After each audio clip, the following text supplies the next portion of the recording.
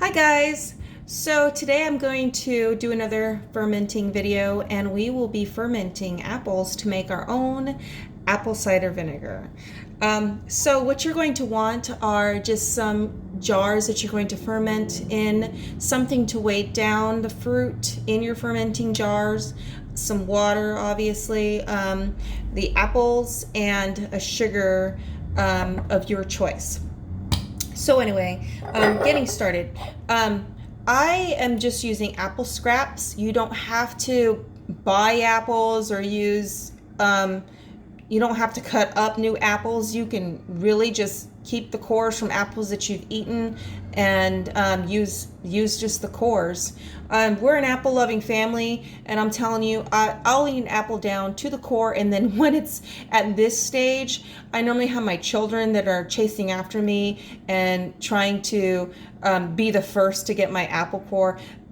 Like I said, we are an apple loving family, and in our house, my kids will eat all of the core down to just leaving a stem left. So I have to kind of store these and kind of sneak my apples so they don't know I'm eating apples in order to collect this amount so that I can make apple cider vinegar. But anyway, so this is a wonderful recipe because you're not leaving anything of the fruit to waste. You're taking what you would discard and you're making something wonderful out of it. So anyway, getting started. I'm going to just do 2 jars today. So you're going to want to take your apple scraps, pieces, and distribute them into your jars. You can cut them up in smaller pieces. I'm not going to because of the way I'm going to weigh them down. So I'm just going to leave them the full cores. And so just put them into your jars.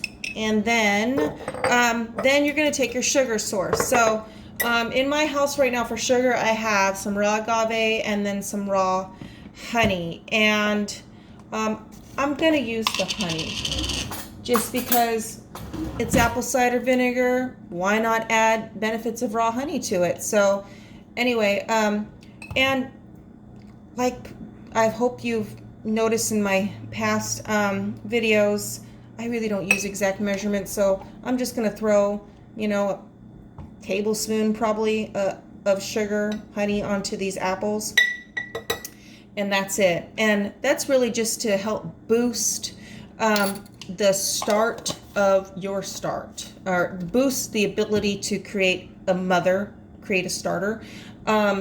And that's all you really need it for. Also, the more sugar you have that ferments, basically the more potent that vinegar is going to be.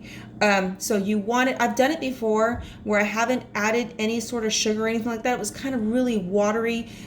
I can't really say it was a vinegar per se. I mean, it was tangy, that's for sure, but it wasn't anything like something that I can buy in the store. So putting that sugar on it, it will just make it a stronger ferment, which makes it a stronger vinegar once it becomes vinegar. So anyway, so that being said, now we could just add the water into it. But before that, I want to also share with you that you don't have to just use apples to make a fruit vinegar. Another one that I've tried is bananas. And which is pretty cool actually, because I've experimented with bananas to try to make a banana soda, and with bananas they're so sweet that I didn't have to add any extra honey or sugar or anything like that to it. I just cut up bananas, threw it in there, like I was fermenting, like similar to fermenting this, and put a cap on it so that the carbon dioxide could build up and make it fizzy like a soda. And then, so that's how you would make a banana soda. And if you want to turn that banana soda into vinegar, then you would just basically let it ferment a little bit longer and leave that lid off. So that way you don't have anything that's gassy. That would be the time to cover it with a cheesecloth or something. So anyway, moving on. Now we're ready to just fill this guy up with water, and just going to fill these things. Well, that one kind of filled a little bit too high because I forgot I'm putting a a weight in these. So what is the purpose of the weight? It's because these apples are they're gonna float up to the top. So not that bad. And I will say that I have done apple cider vinegar without putting a weight in them. Turned out perfectly fine. But if you want to be extra safe about it, then go ahead and, after you've stirred your honey into your solution here,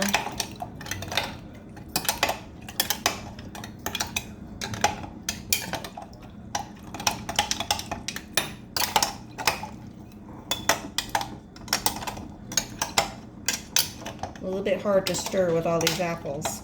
So if you want to be extra safe about it, you want to add a weight. If you already own a fermentation weight, great, just use that. But if you don't own one, like I don't own one, I said before in my last video, I like using what I already have in my house. I like to think myself as a very resourceful person and just utilizing stuff I already have. So let me show you what I already have that I'm going to use as a weight. Just some other glass jars that can fit through this wide mouth. So basically this is all I'm going to do. Just set them in there like that. See how that weighs it all down? Perfect.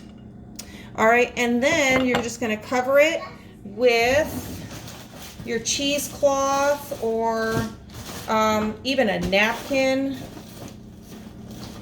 or some other cloth. You'll want to cover it, throw a rubber band on. Wow, I actually have one in my hand. So throw a rubber band on so that way you don't get fruit flies coming in there. And you leave it in this state for a week. When that week is through, then you're going to take your apples out of it, throw this cloth right back on it, and cover it, or cheesecloth or whatever it is that you're using, napkin, whatnot. So you'll take the apple pieces out after a week's time. No longer will need the weight because the apples will be out of there. And then cover it back up and let it sit for about 2 to 3 more weeks. So it does take that long to turn it into vinegar. But it, that's why you just make enough. I'm making 2 jars here to basically make it worth the time that I have to wait. And that is it. Very simple process. And once I learned how to make it, I was sitting here thinking, why am I spending $5 for a jar of apple cider vinegar when I can just make it out of apple scraps? It really is that simple. I hope you enjoyed this video, and goodbye for now.